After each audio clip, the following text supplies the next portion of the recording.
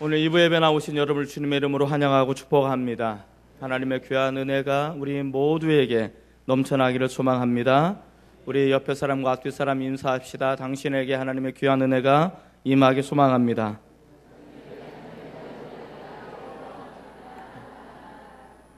오늘 2부 예배 나오신 우리 모두가 한 사람도 제의 없이 하나님의 은혜 가운데 머물기를 소망합니다. 자신이 누구인지를 아는 것이 매우 중요합니다. 자신이 누구인지를 아는 것을 우리는 정체성을 안다라고 이야기해 주고 있습니다. 나는 목사로서의 정체성을 가져야 되고, 남편으로서의 정체성도 있어야 되고, 또 아버지로서의 정체성을 갖게 되어집니다. 그러나 무엇보다도 그리스도인의 정체성을 갖고 있어야 된다라는 것을 알게 되어집니다. 자신의 정체성을 깨닫고 살아가는 사람과 자신의 정체성을 잃어버리거나 정체성의 혼란을 느끼면서 살아가는 삶의 차이는 가면 갈수록 커질 수밖에 없습니다. 생각하는 것, 삶의 방식, 그리고 미래를 바라보는 모든 시선은 이 정체성에서부터 시작되어지기 때문에 그렇습니다. 이 정체성을 깨닫게 되어지면 내가 어떻게 살 건지, 왜 사는지, 무엇을 위해서 살 것인지가 알 수 있게 되어집니다. 그러나 정체성을 깨닫지 못하거나 혼란을 느끼게 되면 어려움과 버거움을 가지게 되어집니다.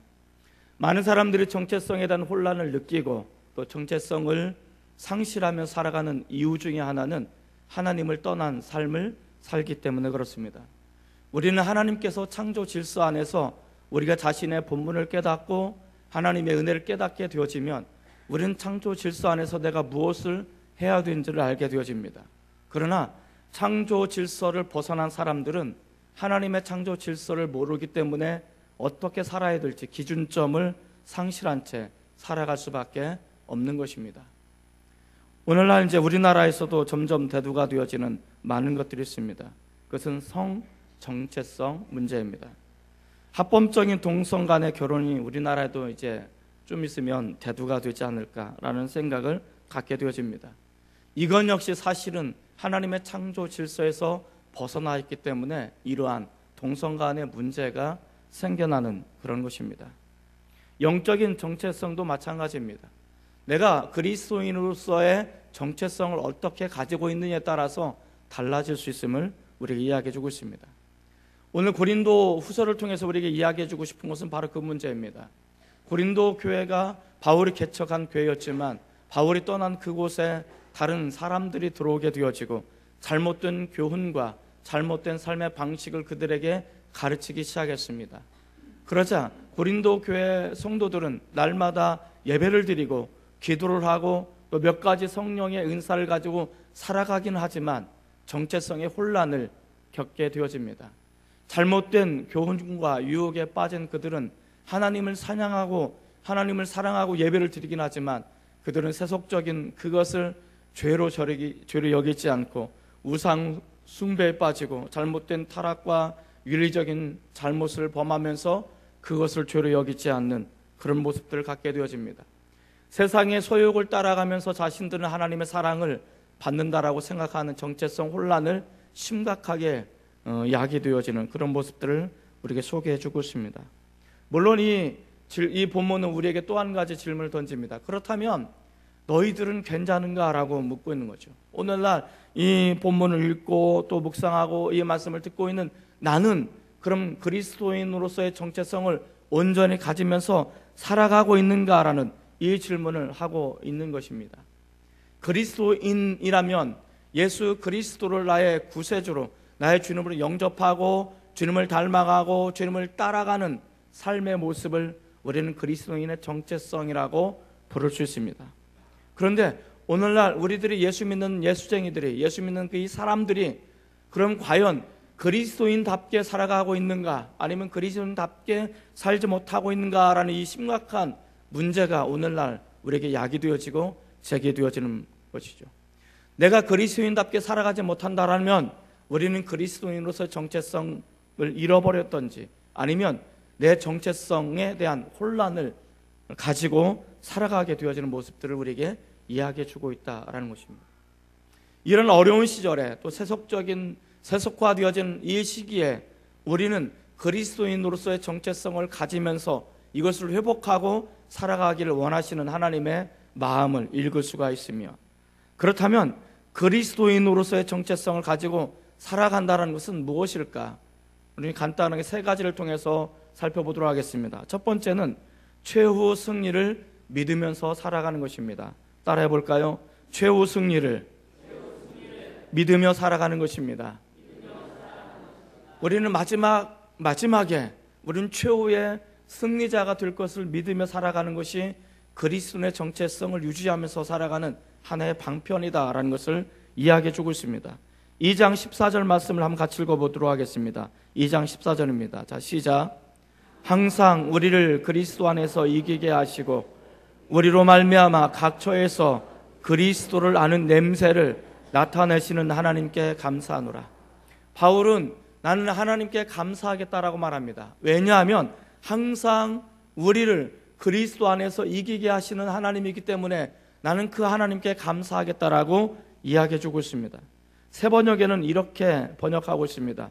그러나 그리스도의 개선 행렬에 언제나 우리를 참가시키시는 하나님, 이렇게 표현되어 있습니다. 좀 약간 뉘앙스가 다르죠. 그러나 그리스도의 개선 행렬, 그리스도의 개선 행렬은 언제일까요?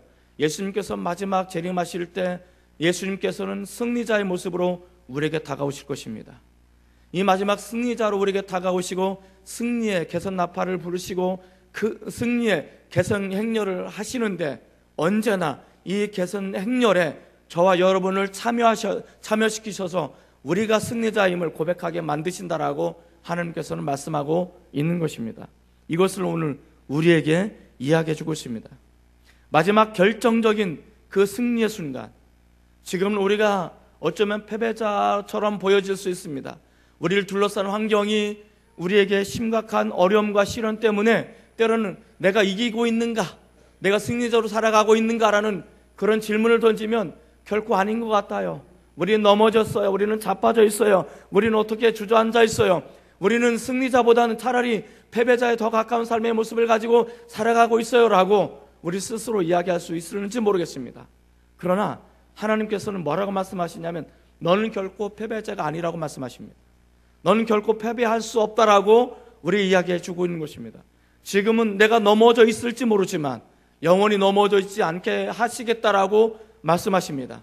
내가 지금은 잠깐 어려움 때문에 주저앉아 있을 수 있을런지 모르겠습니다. 그러나 우리가 영원토록 주저앉아 있게 하지 않겠다라고 하나님께서 말씀하십니다. 우리를 일으켜 세우신다고 말씀하십니다. 우리를 그 자리에서 일으켜 세우셔서 마지막 최후 승리에 저와 여러분이 참여케 하시겠다라고 우리 주님께서는 말씀하시고 있는 것입니다. 여러분, 이것이 우리에게 은혜인 것입니다. 나는 스스로 승리할 수 없습니다. 나는 승리자가 될 수 없습니다. 지금 이 환경과 싸워서 나는 이길 수 없습니다. 한번 생각해 보십시오. 여러분 중에 죄와 싸워서 승리할 수 있는 분이 있으십니까? 내가 죄와 싸워서 이길 수 있다고 장담하십니까? 아니요. 우리는 죄와 싸워서 승리할 수 있는 사람 한 사람도 없습니다. 우리는 내가 이 죄와 싸워서 나는 이길 거야 라고 장담할 수 있는 사람은 아무도 없다는 거죠. 우리가 예수 믿으면서 끊임없이 우리 안에 고민되어지고 우리 안에 여전히 나를 무력하게 하고 여전히 나를 약하게 만드는 것이 무엇입니까? 어제 지었던 죄, 엊그제도 지었고 엊그제 지었던 죄, 그전에도 지었고 이 죄의 문제를 해결할 수가 없는 거예요. 이 문제를 내가 해결하고 싶은데 더 이상 이 죄를 범하고 싶지 않은데 안 되는 거예요. 안 되는 거예요. 내가 하려니까 안 되는 거예요. 내 힘으로는 죄를 하나라도 이길 수가 없는 거예요. 내가 세상과 싸워서 이길 수 있다고요? 그건 오만입니다. 그건 교만입니다. 우리는 세상과 싸워서 이길 수가 없어요. 우리 힘으로는 도무지 죄와 싸워서 승리할 수가 없는 거예요. 흉내는 낼 수 있을지 몰라요.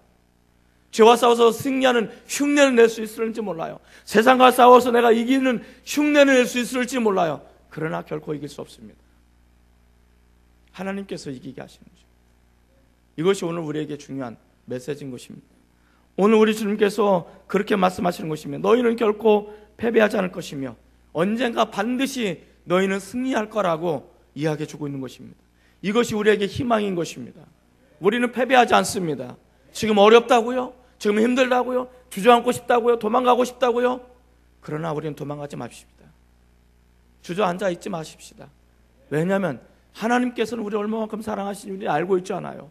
우린 그렇게 고백하잖아요. 나를 얼마만큼 사랑하시는지, 그 독생자 예수 그리스도를 이 땅에 보내셔서 십자가에 죽기까지 나를 사랑하셨다고 우리는 고백하고 있잖아요. 그런데 자신의 아들을 죽이면서까지도 나를 사랑하시는 그 하나님의 사랑이 이 몇 가지 죄 때문에 우리가 영원한 패배자로 살게 만드실까요? 그렇지 않잖아요. 이것이 하나님의 은혜인 것입니다.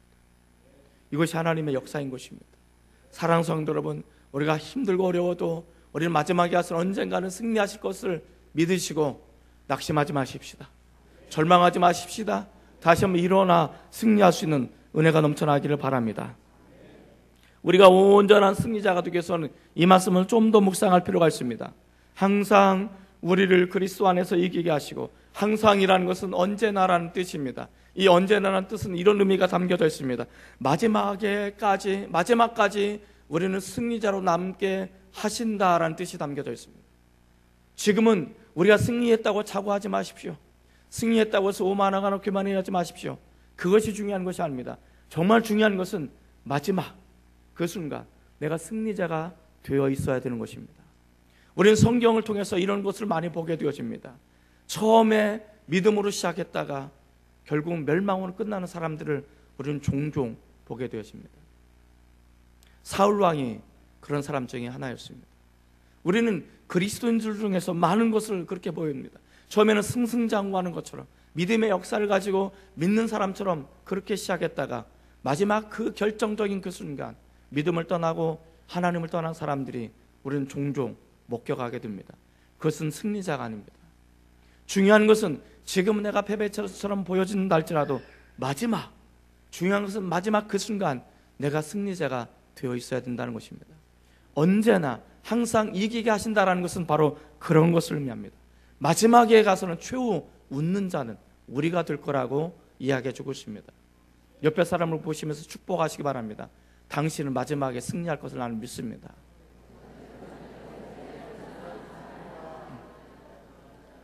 마지막에 여러분들 승리하시기를 바랍니다. 마지막에 승리하시는 저와 여러분 되시기를 주의 이름으로 축원을 드립니다. 그런데 여기는 몇 가지 좀 우리가 살펴볼 내용이 있습니다. 항상 언제나 그리스도 안에서 이기게 하신 하나님. 여기 보면 그리스도 안에서 in Christ라는 단어가 있습니다. en Christos라는 단어. 결국 그리스도 안에서라는 것이 무엇을 의미할까? 이 말을 뒤집어 말하면 그리스도 밖에서는 우리는 이길 수 없다는 것입니다. 우리는 그리스도 안에서 늘 이기게 되어진다라고 이야기해 주고 있습니다. 요한복음 15장에 보면 그렇게 말씀하십니다. 내 말이 너희 안에, 너희가 내 안에 있다면 너희는 많은 열매를 맺을 수 있을 거라고 말씀하십니다. 너희가 나를 떠나서는 많은 열매를 못 맺는다? 아니죠. 너희가 나를 떠나서는 아무것도 열매를 맺을 수 없다고 말합니다.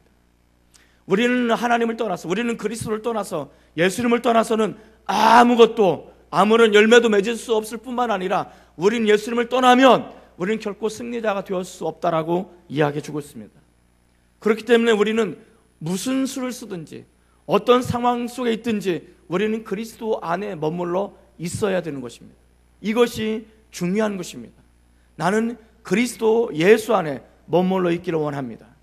그렇다면 내가 그리스도 안에 머물러 있기 위해서는 우리는 어떻게 해야 되는가? 가장 중요한 원칙은 주님의 말씀이 내 안에 있어야 되는 것입니다. 주님의 말씀이 내 안에 머물러 있으면 이 주님의 말씀이 내 안에서 역사하는 것입니다. 주님이 내 안에서 역사하게 되어지면 나는 어떤 순간이든 어떤 상황이든 우리는 주님을 바라보게 되어집니다. 주님을 의지하게 되어집니다. 주님의 뜻을 구하게 됩니다. 하나님의 계획을 구하게 되어집니다. 그리고 우리는 나를 구원하신 예수님의 십자가를 붙들고 말씀을 붙들고 살아가게 되어지는 것입니다. 이것이 그리스도 안에 있는 삶의 증거가 되는 것입니다. 우리가 주일날 이곳에 와가지고 하나님 찬양합니다. 하나님 내가 사랑합니다. 내가 주님을 위해서 내가 살겠습니다 라고 고백을 하고 우리가 교회 바깥에 나가서 우리 살면서 하나님이 한 번도 떠올라지지 않고 예수님이 떠오르지 않고 내가 주님을 위해서 살아가는 이 삶의 모습에 대한 고민의 흔적이 없다면 죄송한 얘기입니다만은 그것은 내가 그리스도 안에 있는 것이 아닙니다. 그건 내가 예수 그리스도 안에 머물러 있는 것이 아닙니다. 그건 그리스도 바깥에 있는 것입니다. 중요한 것은 내가 교회 안에 있든지 교회 바깥에 있든지 늘 예수님이 떠올라야 되고, 내가 주님의 말씀을 붙잡아야 되고, 그 안에서도 내가 세상 어느 곳에 있든지 많은 사람들이 기독교로 비판하고 교회를 비난하는 그런 상황 속에 내가 놓여져 있다 할지라도, 그럼에도 불구하고 내가 그 속에서 예수님 나의 영원한 구세주가 되시고 예수님 나의 왕이 되심을 고백하는 것, 이 십자가를 붙들고 이 십자가를 의지하고 예수님을 의지하면서, 우리 주님을 의지하면서 내가 주님의 뜻을 구하겠습니다라고 고백하며 살아가는 것, 이것이 그리스도 안에 있는 삶의 모습을 이야기해 주고 있는 것입니다. 저는 우리 장평교회 성도들이 오늘 우리 예배를 드리는 이 순간에만 내가 하나님의 자녀가 되는 것이 아니고, 이 교회 바깥에 나가서 여러분들이 직장에 있든지 사업을 하든지 가정생활 하든지 사회 어느 곳에 있든지 그 있는 그곳에서 예수님은 여전히 나의 왕이십니다. 하나님 나의 영원한 아버지가 되십니다. 나는 예수님의 십자가로 인해서 나는 구원받은 백성이고, 나는 영원한 천국을 소망하는 사람들이고, 이곳에서, 이 직장에서, 이 삶의 터전에서 나를 통해서 하나님 축복이 흘러 넘치기를 원합니다. 이렇게 고백하시는 분들은, 그 사람들은 그리스도 안에 머물러 있는 사람들입니다. 이 사람들은 결코 패배할 수가 없는 사람들입니다. 이 사람들은 영원히 주저앉아 있을래야 앉아 있을 수가 없는 사람들입니다. 이 사람들은 마지막 최후 승리자가 될 거라고 저는 확신합니다. 사랑하는 성도 여러분, 예수님의 십자가를 끝까지 붙잡으시기 바랍니다. 다른 것이 없습니다. 우리가 믿는 도리를 굳게 붙잡아야 됩니다. 복음을 붙잡아야 됩니다. 나를 구원하신 믿음의 도리를 붙잡아야 되는 것입니다. 그걸 붙잡을 때 우리는 승리할 수 있습니다. 그리고 내가 이기는 것이 아닙니다.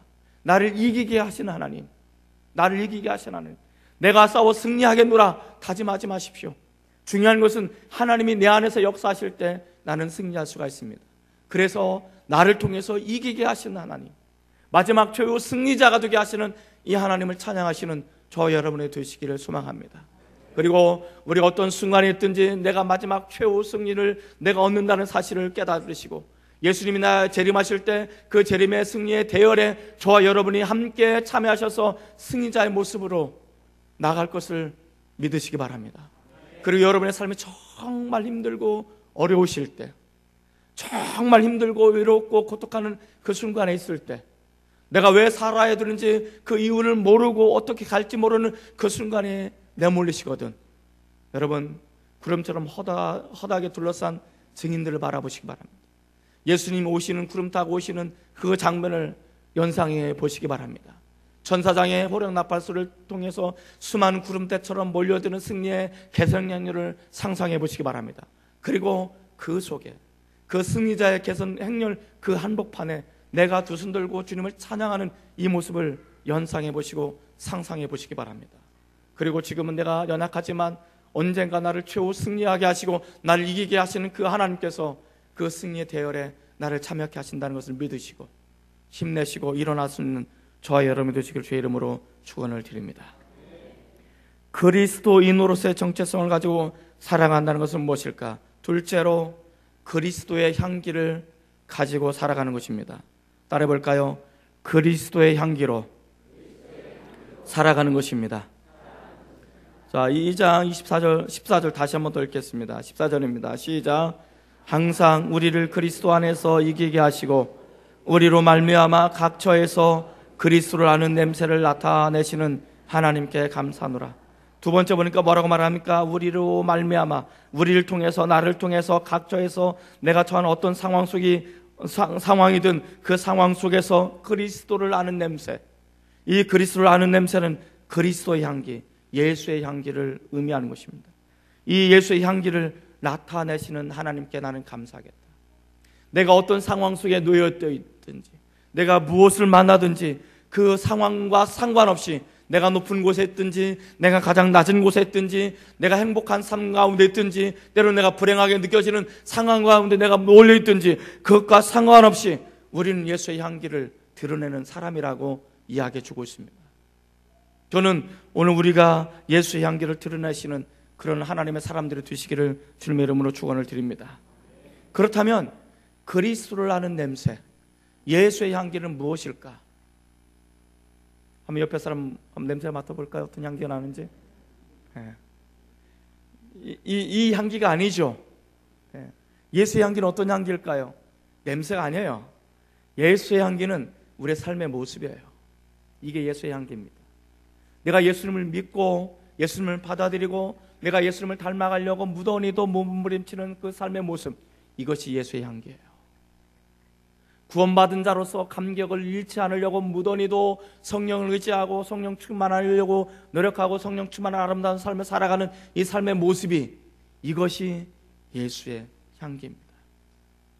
이것이 구원받은 사람의 모습인 것입니다. 그렇기 때문에 예수의 향기는 오직 구원받은 사람들에게만 나타나는 향기인 것입니다. 구원받지 못한 사람들에게는 그 향기가 나타나지 않습니다. 왜냐하면 구원의 향기가 없기 때문에 그렇습니다. 제가 신방을 가면 종종 아름다운 꽃이 있으면 가서 만져봐요. 근데 진짜 잘 만든 모조품은요, 만져봐서도 잘 모르는 경우가 있어요. 이게 진짜인지 가짜인지. 그런 때는 어떻게 해요? 냄새를 맡아봐요. 냄새를 맡아보면 야릇한 향기가 있어요. 그러면 진짜예요. 그리고 진짜와 가짜의 결정적인 차이점이 하나가 있어요. 가짜에게는 물을 안 줘요. 모조품에 물 주시는 분 계셔요? 물을 안 줘요. 진짜에게만 물을 줘요. 이 앞에 있는 것은 진짜예요. 서 있는 여기도 진짜예요. 자, 진짜에게는 향기가 있어요. 살아있는 것이 있어요. 가짜에게는 향기가 없어요. 정말 예쁘고 정말 그럴싸하고 아름다워도 향기가 없는 거예요. 제가 이 말을 왜 할게요? 여러분들은 진짜입니까? 가짜입니까? 여러분 진짜 그리스도인입니까? 아니면 무늬만 화려한 흉내만 내는 가짜 그리스도인입니까? 한번 이런 것은 굉장히 중요한 질문이기 때문에 옆에 사람을 물어봐야 돼요. 자, 옆에 사람 얼굴을 보시고 눈을 보시고, 당신은 진짜입니까? 가짜입니까? 진짜요? 가짜요? 참 대답하기 곤란하죠.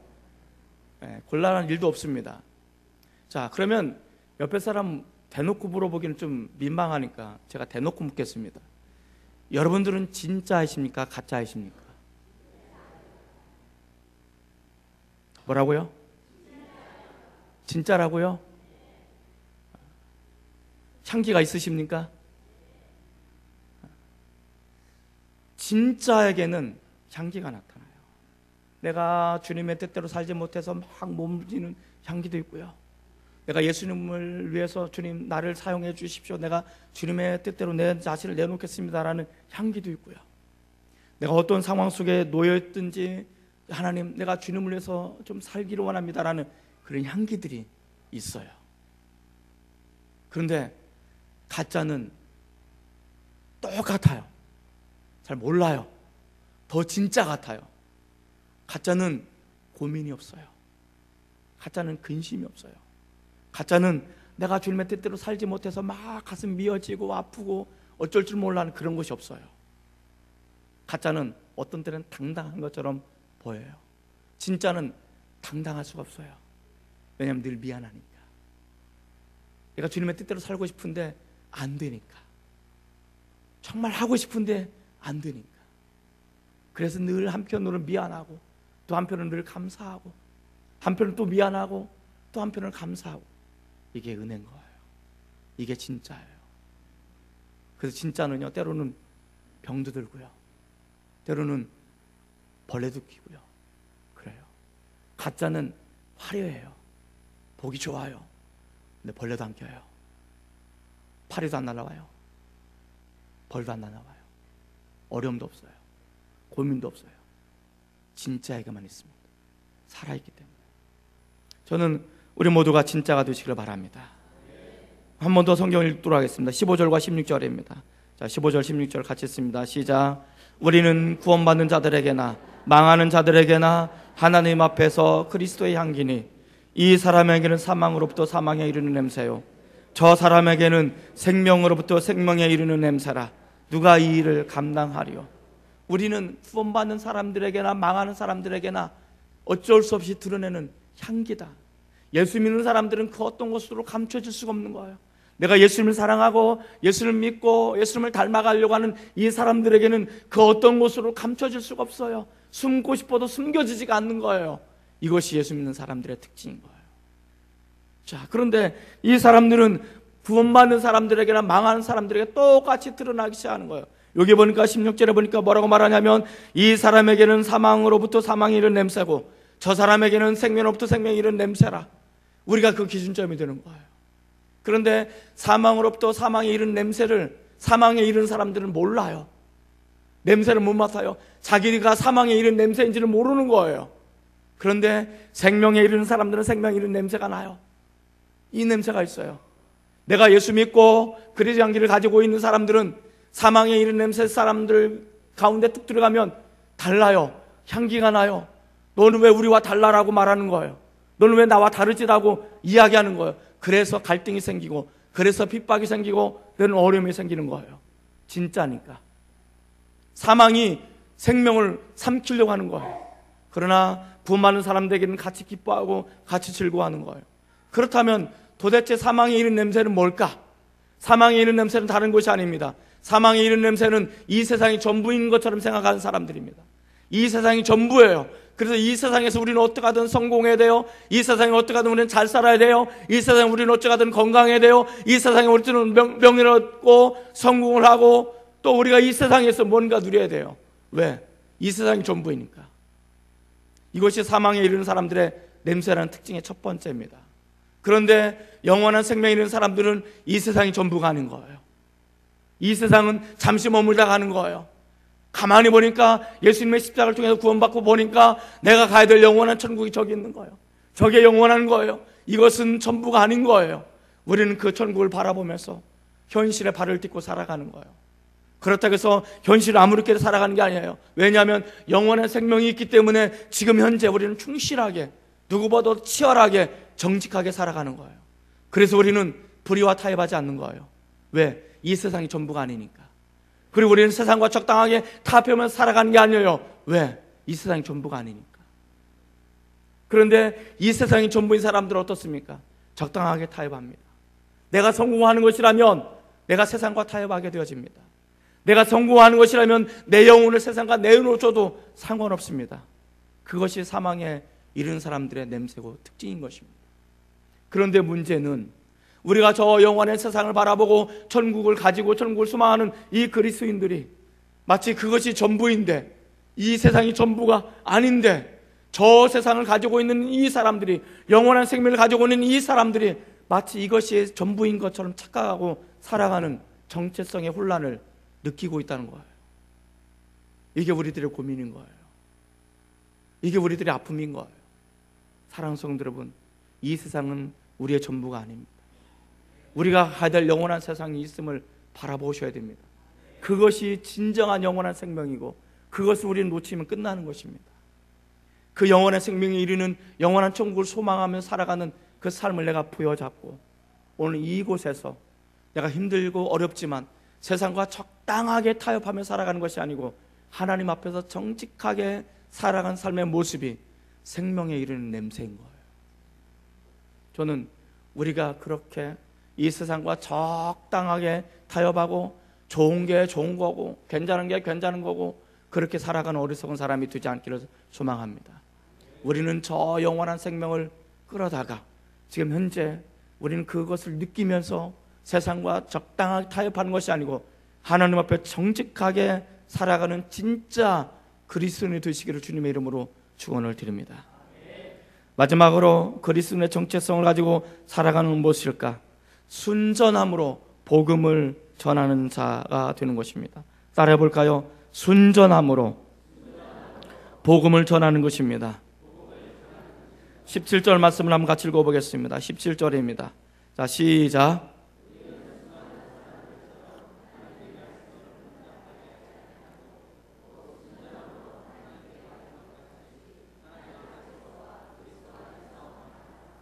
자, 그리스도인의 정체성을 가진 사람 어떤 사람입니까? 순전함으로 하나님께 받은 것을 가지고 살아가는 사람들입니다. 순전함으로 복음을 증거하면서 나를 통해서 구원받는 역사가 일어나게 하는 사람들입니다. 이 사람들이 그리스도의 정체성을 가지고 살아가는 사람들입니다. 그러면 그리스도의 정체성이 아닌 사람들은 어떤 사람들입니까? 위에 17절 상반절에 보니까 이렇게 기록하고 있습니다. 우리는 수많은 사람들처럼 하나님의 말씀을 혼잡하게 하지 아니하는, 하나님의 말씀을 혼잡하게 하는 사람들은 그리스도의 정체성을 가진 사람이 아니라는 것입니다. 그러면 말씀을 혼잡하게 한다는 것은 무엇을 의미하는 것일까? 새 번역에 보면 이렇게 번역하고 있습니다. 우리는 저 많은 사람들처럼 하나님의 말씀을 팔아서 먹고 살아가는 장사꾼이 아닙니다. 우리는 저 많은 사람들처럼 하나님의 말씀을 팔아서 먹고 살아가는 장사꾼이 아니라는 것입니다. 이것이 가짜 그리스도입니다. 이것이 그리스도의 정체성을 상실한 사람들인 것입니다. 말씀을 팔아서, 말씀을 왜곡시켜서 내가 이익을 취득하는 것, 말씀을 팔아서 장사꾼처럼 돈으로 내가 벌 수 있는 것, 이것이 바로 장사꾼인 것입니다. 우리는 하나님을 이용해서 내 욕망을 채워서는 안 되는 것입니다. 우리는 내 필요를 놓고 기도할 수 있습니다. 내 병든 몸을 놓고 기도할 수 있습니다. 연약함을 통해서 우리는 기도할 수 있습니다. 그러나 그것은 좋은 것입니다. 그건 나쁜 것이 아닙니다. 그러나 좀 더 정직하게 말한다면 하나님을 이용해서 세상의 욕망을 채우려고 하는 것은 안 좋은 것입니다. 이것은 유사 그리스도입니다. 그리스도의 정체성을 잃어버린 것입니다. 하나님의 축복을 주시면 감사함으로 받을 뿐이지 그걸 통해서 우리의 욕망을, 우리의 물질을 채우는 것은 아니라는 것입니다. 오늘 이것이 우리에게 이야기해 주고 있는 것입니다. 우리는 말씀을 팔아서 살아가는 장사꾼들. 이 사람들은 누구입니까? 고린도 교회에 들어와가지고 이단이 들어와가지고 잘못 된 기류를 심는 것입니다. 이단들의 특징이 무엇입니까? 말씀을 왜곡해가지고 사람들을 꼼짝달싹 못하게 만드는 것이 아닙니다. 복음을 믿고 예수님을 믿고 구원받는 것이 아니라 이 교주의 말을 믿어야 되는 것입니다. 그리고 마지막 가서는 무엇입니까? 자기 있는 재산 없는 재산 다 팔아가지고 갖다 바쳐야 됩니다. 안 바치면 구원 못 받습니다. 그런데 더 문제는 자기가 있는 재산 없는 재산 다 팔아서 갖다 바쳤는데 그럼에도 불구하고 교주 말 한마디에 좌지우지 되어지는 얽매여 있는 사람, 이것이 바로 혼잡하게 되는 것입니다. 하나님의 말씀을 가지고 장사를 하는 것이고 하나님의 말씀을 가지고 왜곡시켜서 다른 사람을 꼼짝달싹 못하게 만드는 그런 것, 이것이 바로 그리스도의 정체성을 잃어버리는 가짜인 것입니다. 제가 그런 사람 아닐까 늘 고민이 됩니다. 제가 말씀을 통해서 왜곡시키는 건 아닐까? 그래서 내 말을 안 들으면 당신네들 복 못 받을 줄 알아, 뭐 이렇게 말하는 것은 아닌가? 곰곰이 생각해 보니까 그건 아닌 것 같아요. 여러분 제발 좀 제 말 좀 따라주세요라고 해도 잘 안 따르는 거 보시니까 아닌 건 확실한 것 같아요. 중요한 건 여러분, 제가 이렇게 설교한 적 있습니까? 여러분 11조 안 하면 구원 못 받습니다. 헌금 많이 안 하면 구원 못 받습니다. 제가 그렇게 설교한 적이 있으신가요? 있나요? 저는 한 번도 없습니다. 그건 구원의 조건이 아닙니다. 구원의 조건은 오직 한 가지, 예수님의 십자가입니다. 믿으면 없는 것입니다.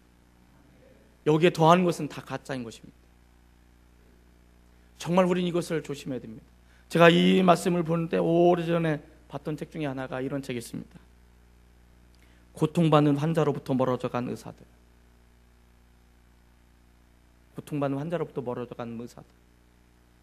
우리 교회도 의사 한 분이 계신데 참 감사해요. 이 친구는 아이들을 얼마나 사랑하는지, 의사로서의 충분한 자질이 있어서 감사합니다. 내가 꼭 김진우 집사라고 내가 말은 못하겠지만 이런 의사들만 있으면 얼마나 좋겠어요. 그런데 고통받는 환자로부터 멀어져가는 의사들이 많아요. 근데 이것이 읽혀질 때 이렇게 읽혀지는 거예요. 고통받는 사람들로부터 멀어져간 기독교, 고통받는 사람들로부터 멀어져간 목사들. 내가 그런 사람은 아닐까? 굉장히 고민합니다. 지금도 사실 고민입니다. 고통받는 성도로부터 멀어져가는 목사는 아닐까? 이 목사라는 거룩한 하나님의 부르심이 내 밥그릇으로 전락시키는 것은 아닐까? 이런 고민들이 제 안에 있습니다. 나는 진짜 목사인가 가짜 목사인가, 그런 고민들이 내 안에 있습니다. 정말 중요한 것은 저는 이것이 이렇게 되어지기를 바랍니다.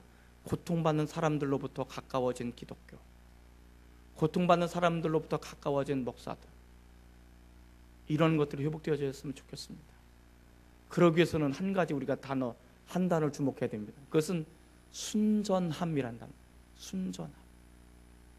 오직 하나님만 바라보는 그 마음, 다른 거 바라보지 않고 오직 순수하게 하나님만 바라보는 그 마음. 내가 하나님만 바라보는 그 마음 때문에 어려움 당해도 상관없고, 가난해져도 상관없고, 고난받아도 상관없는 그 순전한 마음. 그리고 그 순전함을 이루기 위해서 하나님께 나에게 축복을 해주셔도 오만하지 않고, 성공적인 삶을 살아도 교만하지 않는, 오직 하나님의 중심된 순전함, 하나님 말만 바라는 그 삶, 전 이것을 소망하고 있습니다.